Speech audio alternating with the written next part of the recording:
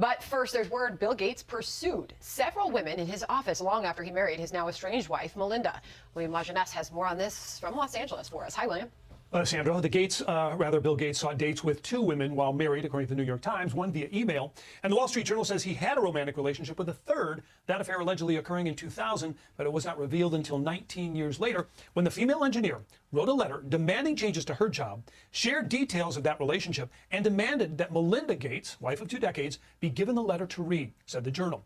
The board hired a law firm to investigate, but some board members decided early on that relationship was inappropriate and wanted Gates to resign immediately, and he did. Now, a spokesman admits, quote, there was an affair almost 20 years ago, which ended amicably. The decision to transition off the board was in no way related to this matter. So this comes as the New York Times says Gates sought a date with another Microsoft employee in 2006. After watching a presentation, Gates allegedly said in an email, quote, if this makes you uncomfortable, pretend it never happened. Years later, Gates sought a relationship with another employee that she declined, according to the paper. The Gates filed for divorce earlier this month.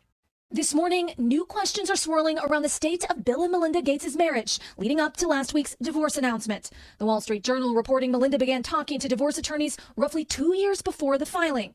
The paper citing people familiar with the matter and documents it reviewed. NBC has not yet independently seen or verified those documents. Last week, the multi-billionaires announced in a joint statement they were ending their 25-year marriage because we no longer believe we can grow together as a couple in this next phase of our lives.